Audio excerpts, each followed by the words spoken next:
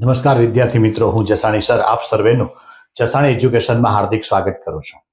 આજે આપણે ધોરણ 12 સાયન્સ વિષય ફિઝિક્સ ચેપ્ટર 14મું સેમિકન્ડક્ટર, જેનું આપણે IMP 101 નું રિવિઝન આપણે આપીએ છીએ.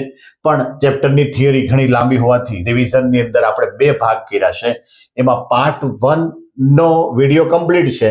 આજે આપણે પાર્ટ 2 કહેતા પાર્ટ બી, જેની અંદર આપણે જોવાનું છે પીએન જંકશન ડાયોડ માટે ડિપ્લેશન વિસ્તાર અને બેરિયર પોટેન્શિયલ, અને આના પછીના એમ કહેવાય કે forward bias, reverse bias, rectifier, આ બધું એટલી વસ્તુ આપણે આ વિડીયોની અંદર લેવાની છે. આ ચેપ્ટરમાંથી એક્ઝામ્પલ છે જ નહીં એવું માનો, એકાદો એક્ઝામ્પલ છે, એટલે મોટે ભાગે એમ કહેવાય કે થિયરીમાં વધારે આપણે ફોકસ કરવાનું છે. પીએન જંકશન માટે ડિપ્લેશન વિસ્તાર અને બેરિયર પોટેન્શિયલ સમજાવો. હવે બે પ્રકારની અશુદ્ધિ હતી, એક હતી એન ટાઈપ અને એક હતી પી ટાઈપ. એન ટાઈપમાં ઇલેક્ટ્રોનની સંખ્યા વધારે હોય, પી ટાઈપમાં હોલની સંખ્યા વધારે હોય. હોલ કહેતા જેનો પ્લસનો ગુણધર્મ છે, એન કહેતા જેમાં ઋણનો ગુણધર્મ છે. હવે આ બંને અશુદ્ધિને મેં ભેગી કરી કહેતા એક પ્રકારનું જંકશન બનાવ્યું, જ્યાં એ સંયોજન થાય એ વિસ્તાર એનો જંકશન બને છે. હવે આ વિભાગની અંદર ઇલેક્ટ્રોનની સંખ્યા વધારે છે, આ વિભાગની અંદર એમ કહેવાય કે હોલની સંખ્યા વધારે છે. હવે આ જે ઇલેક્ટ્રોન છે એ ઇલેક્ટ્રોન આપમેળે આમ ગતિ કરે, આમ ગતિ કરી શકે. હવે જ્યાંથી ઇલેક્ટ્રોન નીકળે એ ભાગ ધન બને, જ્યાં જાય એ ભાગ ઋણ બને છે. હવે શરૂઆતની અંદર ઓરડાના તાપમાને આ ઘટના બની, એટલે પહેલા એક પ્લસ ને એક માઇનસ બન્યું. ક્રમશઃ ધીમે ધીમે ધીમે ધીમે કરતા એ પ્લસ માઇનસની સંખ્યા વધતી જાય છે. કે આમાં બે રીતે વિસ્તરણ થયું, એક ઇલેક્ટ્રોનનું વિસ્તરણ થાય છે અને એક હોલનું વિસ્તરણ થાય છે. ઇલેક્ટ્રોનનું વિસ્તરણ એન થી પી તરફ થાય છે, માટે હોલનું વિસ્તરણ એમ કહેવાય કે પી થી એન તરફ થાય છે. ઇલેક્ટ્રોનનો ડ્રિફ્ટ વેગ હંમેશા પી થી એન તરફ હોય છે, હોલનો ડ્રિફ્ટ એ હંમેશા એન થી પી તરફ હોય છે. જેમ જેમ પ્લસ માઇનસ વધતા જેમ આ વિસ્તાર ધીમે ધીમે ધીમે કરતા મોટો થતો જાય, જેને ડેપ્લેશન વિસ્તાર કહેવામાં આવે. ડેપ્લેશન વિસ્તારનો મતલબ એ થયો કે જંકશનની આજુબાજુનો એવો ભાગ જેમાં ધન અને ઋણ સમાયેલા હોય છે, જેમાં ધન અને ઋણ સમાયેલા હોય છે. તો ધીમે ધીમે ધીમે કરતા બેટરીનું, એક રીતે જુઓ તો બેટરીનું નિર્માણ થાય છે, જેના દ્વારા પ્રવાહ પણ મળે છે. એટલે આને જોઈએ થિયરીના અમુક મુદ્દા કે પીએન જંકશન જ્યારે અર્ધવાહકની પાતળી ચિપ્સ, આ એક પાતળી ચિપ્સ છે જેના એક વિસ્તારમાં ટ્રાઇવેલેન્ટ એટલે પી પ્રકાર, અને બીજા વિસ્તારમાં પેન્ટાવેલેન્ટ કહેતા, આર્સેનિક કહેતા એન પ્રકારની અશુદ્ધિ અનુક્રમે પી અને એન પ્રકારના અર્ધવાહકો બને છે. પી અને એન વિસ્તારો વચ્ચે ધાત્વિક જંકશન છે. આ જે જંકશન બન્યું એને શું કહેવાય? ધાત્વિક. આમાં બે અગત્યની પ્રક્રિયાઓ થાય છે, એક વિસ્તરણ થાય છે અને એક વહન થાય છે. વિસ્તરણ એટલે ડેપ્લેશન વિસ્તાર ધીમે ધીમે કરતો મોટો થતો જાય, કહેતા આ બાજુ પ્લસની સંખ્યા વધતી જાય, આ બાજુ ઋણની સંખ્યા વધતી જાય છે. પી અને એન અર્ધવાહકમાં સંખ્યા ઘનતાના તફાવતને લીધે આ બાજુ ઇલેક્ટ્રોન વધારે છે, આ બાજુ હોલ વધારે છે, કે પી થી એન હોલ વિસ્તરણ અને એન થી પી ઇલેક્ટ્રોનનું વિસ્તરણ થાય છે. એન માંથી ઇલેક્ટ્રોન પી માં જાય, પી માંથી હોલ શેમાં આવે? ઇલેક્ટ્રોનમાં આવે. જંકશનમાંથી વિસ્તરણ પ્રવાહ મળે છે. જેમ ઇલેક્ટ્રોન એન થી પી વિસ્તરણ, તેમ જંકશન થી એન તરફના નજીકના ધન વિદ્યુત ભારિત બને છે. આ ઇલેક્ટ્રોન એન માંથી ક્યાં ગયો? પી. તો જંકશનની નજીકનો જે વિસ્તાર છે એમાં કેનું નિર્માણ થાય છે? ધન વિદ્યુત ભારિત. એવી રીતે હોલ એ કઈ બાજુ જાય? પી થી એન તરફ જાય છે, તો જંકશનની નજીકનો જે વિસ્તાર છે ત્યાં શું બને છે? ઋણ ભારિત બને છે. એટલે તમને ખાલી પીએન જંકશન સમજાવો એટલું પૂછે તો તમારે આ સરસ આકૃતિ દોરવાની, નાય સુધી સમજૂતી આપવાની છે. ડેપ્લેશન વિસ્તાર અલગથી મુદ્દો પણ પૂછે અથવા તો 3 માર્કમાં સાથે પૂછે. ડેપ્લેશન વિસ્તારનો મતલબ એ થયો કે જંકશનની બંને બાજુ, અહીંયા જોવો જઈ, બંને બાજુના પોતપોતાના મેજોરિટી ચાર્જ કેરિયર ખાલી થઈ જાય છે. આપણે એન વિભાગમાં જોયું કે મેજોરિટી તરીકે ઇલેક્ટ્રોન હતો, પી વિભાગમાં મેજોરિટી તરીકે હોલ હતો, કે આમાંથી ઇલેક્ટ્રોન મેજોરિટી તરીકે ન રહ્યો, એ પી માં અવતર્યો, પી માંથી હોલ શેમાં અવતર્યા? એન માં અવતર્યા. માટે આ ખાલી થઈ ગયેલામાં ધન વિદ્યુત ભારિત અને ઋણ વિદ્યુત ભારિત વિસ્તાર જે બને એને શું કહેવાય? ડેપ્લેશન વિસ્તાર કહેવામાં આવે છે. આ વિસ્તારની જે જાડાઈ છે એ માઇક્રોમીટરના 10મા ભાગના ક્રમની છે. આ ખાસ યાદ રાખવાનું. આમાં જે વિદ્યુત ક્ષેત્ર છે, હવે ઓબ્વિયસલી જે વિદ્યુત ક્ષેત્ર પ્લસ થી માઇનસ, આ બાજુ ધન બન્યું, આ બાજુ ઋણ બન્યું, તો વિદ્યુત ક્ષેત્ર હંમેશા પ્લસ થી માઇનસ હોય છે, કહેતા એન થી પી તરફ હોય છે. વિદ્યુત ક્ષેત્રને કારણે હોલ એન થી પી તરફ અને ઇલેક્ટ્રોન પી થી એન તરફ ડ્રિફ્ટ થાય છે, કે સ્થળાંતર થાય છે. હોલ કઈ બાજુ જાય? એન થી પી તરફ. ઇલેક્ટ્રોન કઈ બાજુ જાય? પી થી એન તરફ. આમ આમાં ડ્રિફ્ટ પ્રવાહ અને વિસ્તરણ પ્રવાહ બે સામસામે કહેતા વિરુદ્ધ દિશાના હોય છે. ઘણીવાર 2 માર્કમાં ખાલી ડેપ્લેશન વિસ્તાર પણ પૂછે છે, તો પણ આપણા માટે આકૃતિ એટલી જ જરૂરી છે. આના પછી જે સમજવું છે એ છે બેરિયર પોટેન્શિયલ. શું સમજવું છે આપણે? Barrier potential. જોવો જી, આમાં બેરિયર પોટેન્શિયલ. બેરિયર પોટેન્શિયલ માટે આપણે પીએન જંકશન બતાવવાનું, પી તરફ અને એન તરફ, એન ટાઈપની સુધી. આ વચ્ચે ધાત્વિક જંકશન, આમાં ઇલેક્ટ્રોનની સંખ્યા વધારે, આમાં હોલની સંખ્યા વધારે, આમાંથી ઇલેક્ટ્રોન આમાં આવે માટે આ બાજુ ધન રચાય, આ બાજુ માઇનસ રચાય છે. જેમ જેમ ઇલેક્ટ્રોન જંકશન પાર કરી અને આ બાજુ આવતા જાય, કહેતા એન માંથી પી તરફ આવતા જાય, એમ ધીમે ધીમે આ બાજુ પ્લસ વધતા જાય, આ બાજુ માઇનસ વધતા જાય છે. આ જે પ્લસ અને માઇનસ વાળો જે વિસ્તાર છે એને બેરિયર કહેવામાં આવે છે. એને શું કહેવામાં આવે છે? બેરિયર કહેવામાં આવે છે. અહીં નીચેના ગ્રાફ વડે મેં બતાવ્યું છે કે આ બાજુ ધનનો જે ભાગ છે વધારે છે, ઋણનો ભાગ ઓછો છે, માટે આ બાજુથી આ બાજુ કહેતા ઉપરથી નીચે તરફ વિદ્યુત સ્થિતિમાનનો તફાવત જોવા મળે છે, અને જેને બેરિયર પોટેન્શિયલ કહેવાય છે. કેવા કેવા શબ્દોથી આપણે લખી શકીએ? તો કે શરૂઆતમાં ડિફ્યુઝન પ્રવાહ મોટો હોય અને ડ્રિફ્ટ પ્રવાહ નાનો હોય. જેમ ડિફ્યુઝન પ્રક્રિયા આગળ વધે એમ જંકશનની બંને બાજુ સ્પેસ ચાર્જ કહેતા ધન અને ઋણ વાળો વિસ્તાર એ કેવો થતો જાય? મોટો થતો જાય છે. જેમ જેમ સ્થળાંતર આ બાજુ આવતું જાય ઇલેક્ટ્રોનનું, એમાં આ વિસ્તાર મોટો થતો જાય, જેના કારણે વિદ્યુત ક્ષેત્રની તીવ્રતા વધારે બને. વિદ્યુત ક્ષેત્ર કઈ બાજુ છે? એન થી પી તરફ. તેથી ડ્રિફ્ટ પ્રવાહ પણ વધે. શરૂઆતમાં શું વધારે હતું? ડિફ્યુઝન પ્રવાહ, બરોબર. અને ડ્રિફ્ટ પ્રવાહ કેવો હતો? નાનો. જેમ જેમ એ પ્રક્રિયા આગળ વધતી ગઈ એમ તીવ્રતા વધતી ગઈ અને ડ્રિફ્ટ પ્રવાહ પણ વધતો ગયો. જ્યાં સુધી, ખાસ યાદ રાખવાનું, ડિફ્યુઝન પ્રવાહ અને ડ્રિફ્ટ પ્રવાહ સરખા ન થાય, કહેતા અહીંયા જે વિદ્યુત ક્ષેત્ર છે એ ઇલેક્ટ્રોન આ બાજુ આવે છે એની બરાબરી ન કરે, બરોબર, ત્યાં સુધી આ વસ્તુ ચાલ્યા કરે. જેવા સરખા થાય એટલે આની ગતિ જ્યાં છે ત્યાં અટકી જાય, કહેતા હવે એન માંથી ઇલેક્ટ્રોન પી તરફ આવે નહીં, અને એમ કહેવાય કે પીએન જંકશનની રચના થાય છે. પીએન જંકશનની રચના થાય છે. સંતુલનમાં પી અને એન જંકશનમાંથી કોઈ ચોખ્ખો વિદ્યુત પ્રવાહ વહેતો નથી. સંતુલન થઈ ગયું, બધા ઇલેક્ટ્રોન, મોટાભાગના ઇલેક્ટ્રોન એન માંથી પી માં આવી ગયા, વિદ્યુત ક્ષેત્ર પ્રબળ થઈ ગયું છે. હવે એન વિસ્તારમાં ઇલેક્ટ્રોન ગુમાવે છે માટે કેવો બને? ધન. પી વિસ્તાર ઇલેક્ટ્રોન મેળવે માટે કેવો બને? ઋણ. અહીં આપણે બતાવ્યું, અહીંથી ઇલેક્ટ્રોન આમાં ગયા એટલે ઇલેક્ટ્રોન આને ગુમાવ્યો માટે આ કેવું બન્યું? ધન. આ કેવું બન્યું? ઋણ. આ સ્થિતિમાન ઇલેક્ટ્રોનની એન વિસ્તારમાંથી પી વિસ્તાર તરફની ગતિને રોકતું હોવાથી તેને બેરિયર પોટેન્શિયલ કહેવામાં આવે છે. ઇલેક્ટ્રોન છે ક્યાં? એન વિસ્તારમાં. જવું છે ક્યાં? પી વિસ્તારમાં. તો શું કામ કરે આ? તો કે એને એન માંથી પીવા આવવા દેતું નથી, કહેતા ગતિને રોકે છે, માટેનું નામ શું પડ્યું? Barrier potential. સાદી ભાષામાં કહું તેને કહેવાય વિદ્યુત સ્થિતિમાન, કહેતા વિદ્યુત સ્થિતિમાનનો તફાવત. જો છે આ પ્રશ્ન પ્રેક્ટિકલ માટે પણ એટલો જ અગત્યનો છે. પ્રેક્ટિકલ માટે પણ એટલો અગત્યનો છે અને થિયરી માટે પણ એટલો અગત્યનો છે. આપણે પીએન જંકશન ડાયોડ જોયો, જેમાં એક બાજુ એન વિસ્તાર ને એક બાજુ પી વિસ્તાર. એન ની અંદર કોણ હોય? ધન. અહીંયા કોણ હોય? ઋણ. કે આમાં કોણ હોય? ઇલેક્ટ્રોન. આમાં કોણ હોય? હોલ.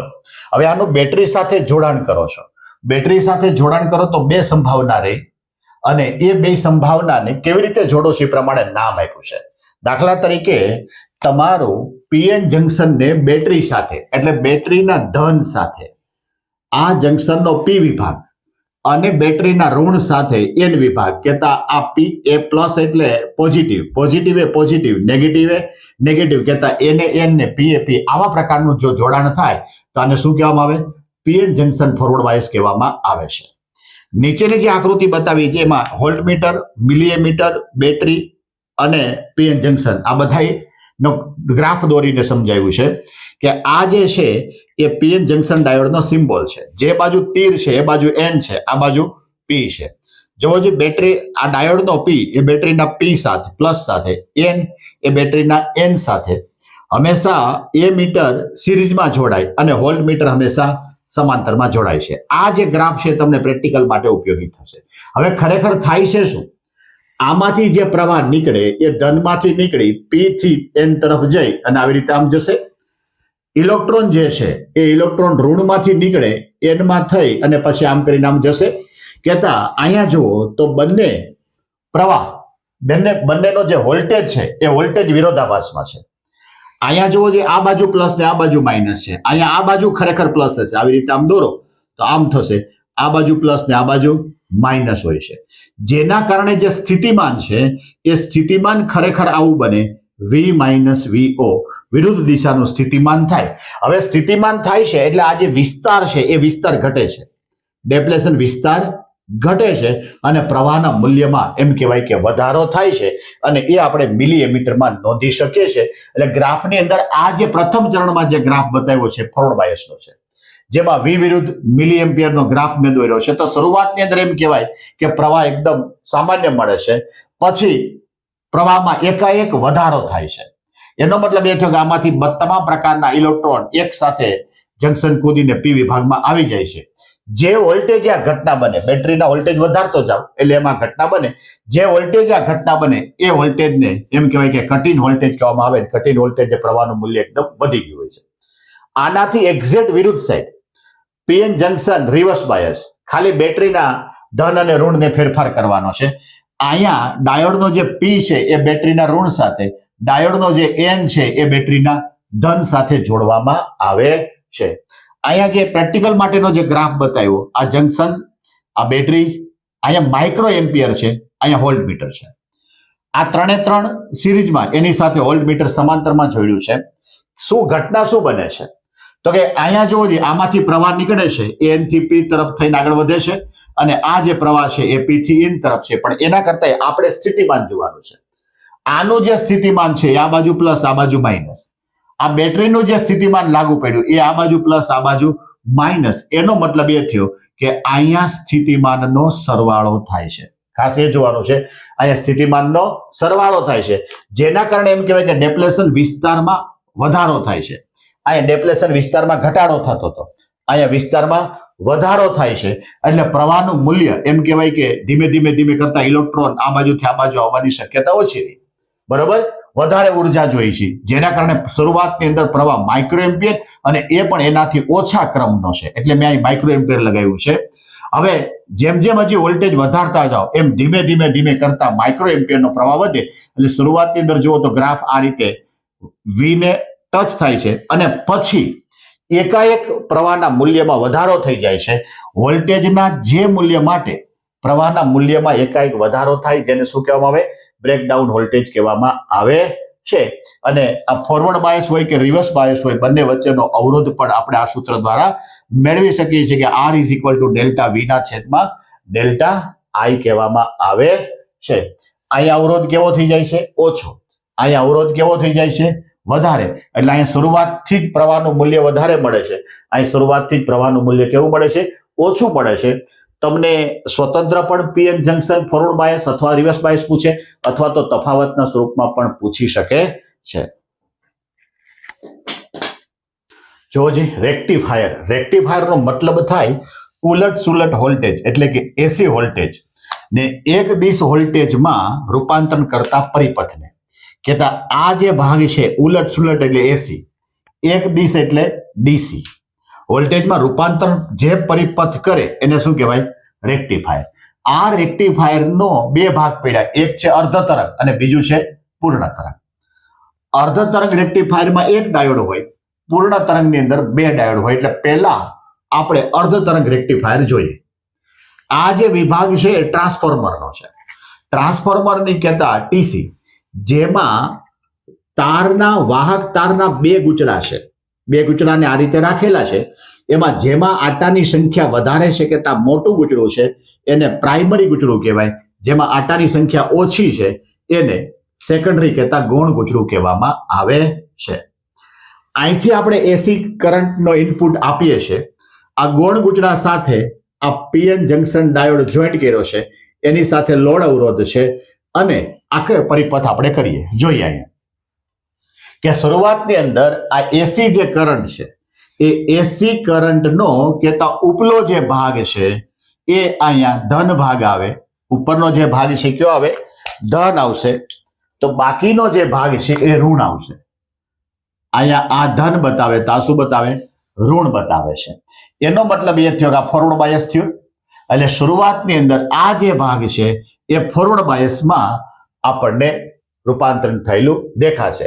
હવે ફોરવર્ડ બાયસમાંથી પ્રવાહ પસાર થઈ શકે, ફોરવર્ડ બાયસમાંથી પ્રવાહ પસાર થઈ શકે એટલે એસી કરંટનું જે અર્ધ તરંગ છે એ અર્ધ તરંગ દરમિયાન આ બાજુનો એ કહેતા એક્સ જે એ ભાગ છે ધન અને બી ભાગ છે ઋણ કહેતા પીએન જંકશન ડાયોડ ફોરવર્ડ બાયસમાં છે, જેથી એમ કહેવાય કે પ્રવાહ પસાર થાય એ આપણને નીચેના ગ્રાફની અંદર દેખાય છે. આ ઇનપુટનો ગ્રાફ છે, આ આઉટપુટનો ગ્રાફ છે. હવે અર્ધચક્ર તો આગળ જ જોવાનું એટલે દિશા બદલે. જે ધન હોય કેવો થઈ ગયો? ઋણ. અને ઋણ હોય કેવો થઈ ગયો? ધન. કહેતા પી ક્યાં આવ્યો? ઋણ સાથે. એન ક્યાં આવ્યો? ધન સાથે. એનો મતલબ એ થયો કે આ જે ડાયોડ છે એ ડાયોડ રિવર્સ બાયસમાં આવી ગયો. ડાયોડ રિવર્સ બાયસમાં આવી ગયો. તો અર્ધ જે તરંગ હવે આવ્યું એટલો ભાગ એ રિવર્સ બાયસમાં આવ્યો, જેમાંથી પ્રવાહ પસાર થાય નહીં. એટલે આપણને અહીંયા નીચે એ વોલ્ટેજ દેખાતા નથી, કહેતા પ્રવાહ દેખાતા નથી. ફરી વખત પાછી આ પ્રોસેસ થાય. બીજું અર્ધ ચક્ર જે આવ્યું, બીજા અર્ધ ચક્ર દરમિયાન એનો મતલબ એ થયો કે આ પી પ્લસ સાથે આવ્યો, એન માઇનસ સાથે આવ્યો, કે આ ફોરવર્ડ બાયસ થયું. એટલે આ વિભાગ આપણને જોવા મળે છે. ફરી વખત પાછું અર્ધ ચક્ર જે છે એમાં પોલારિટી ચેન્જ થઈ જાય. આ પી હોય માઇનસ સાથે આવે, એન હોય પ્લસ સાથે આવે, કહેતા એનો મતલબ એ થયો કે રિવર્સ બાયસ થયું. એટલે આપણને પ્રવાહ જોવા મળતો નથી. અર્ધ ચક્ર આપણને મળતું જાય છે. આપણે આપીએ છીએ પૂર્ણ ચક્ર, આપણને મળે છે અર્ધ. આપણે આપીએ છીએ પૂર્ણ તરંગ, આપણને મળે છે અર્ધ તરંગ. માટે આનું નામ પડ્યું અર્ધ તરંગ રેક્ટિફાયર. શું નામ પડ્યું? અર્ધ તરંગ રેક્ટિફાયર. જોજી, પૂર્ણ તરંગ રેક્ટિફાયર. રેક્ટિફાયર એટલે શું? એસી નું શેમાં રૂપાંતરણ કરે? ડીસી માં. કહેતા ગુજરાતીમાં કેમ લખાય? ઉલટ સુલટ વોલ્ટેજ ને એક દિશ વોલ્ટેજમાં રૂપાંતરણ કરતા પરિપથને શું કહેવાય? રેક્ટિફાયર. આ રેક્ટિફાયરના બે પ્રકાર હતા. પહેલું હતું અર્ધ તરંગ, જેની અંદર એક જ ડાયોડ હતો. અહીંયા છે બે ડાયોડ, માટે એને કહેવાય પૂર્ણ તરંગ. ટ્રાન્સફોર્મર ટીસી જોડેલું છે, એમાં પ્રાઇમરી ગૂંચળાની અંદર આટાની સંખ્યા વધારે છે, સેકન્ડરી ગૂંચળાની અંદર આટાની સંખ્યા ઓછી છે. આ બાજુ ઇનપુટમાં એસી કરંટ આપેલું છે, આઉટપુટની અંદર આપણને ડીસી કરંટ મળવો જોઈએ. બે ડાયોડ લીધા છે, D1 અને D2. બંને ડાયોડ સરખી રીતે જોઈન્ટ કર્યા છે. બેયના પી એક બાજુ, બેયના એન એક બાજુ.